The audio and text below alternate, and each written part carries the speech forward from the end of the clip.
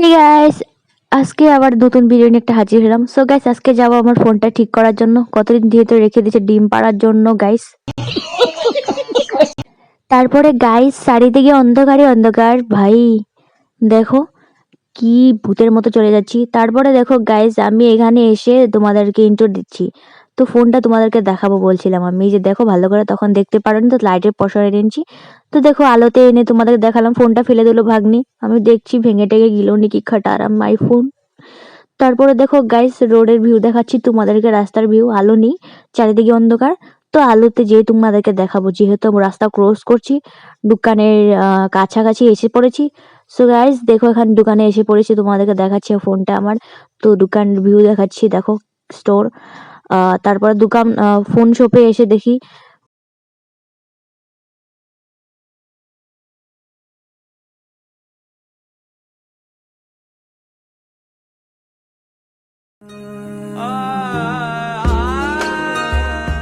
এত কিছু করার পরে আর কিছু কাজ হলো না।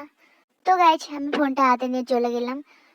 তো গাইজ চলো, আমার কপালে এমনটাই ছিল, তাই এমনটা হয়েছে। বাই দ্য ওয়ে, চলো আমি এখন এসে পড়েছি মাংসের দোকানে। তো বর বলেছিল মাংস খাবে বলে, আবদার করেছিল, তো মাংস আগেই বলে দিয়েছিল দোকানওয়ালাকে, আমাকে মাংস দিয়ে দিল।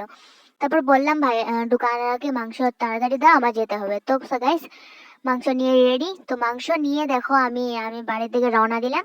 তো গাইজ দেখো, এখানে আমার ভাগ্নে আগে চলে যাচ্ছে, আমাকে ধুয়ে। তো গাইজ দেখো বাড়িতে চলে এসেছি।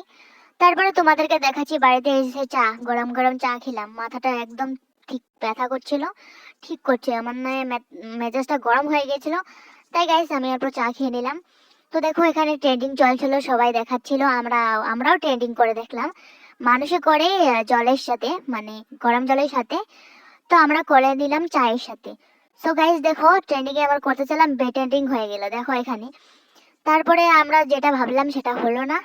তো কি করব গাইস, কপালটাই খারাপ। কপালের লেখন আর খন্ডাতে পারে না, কি করব।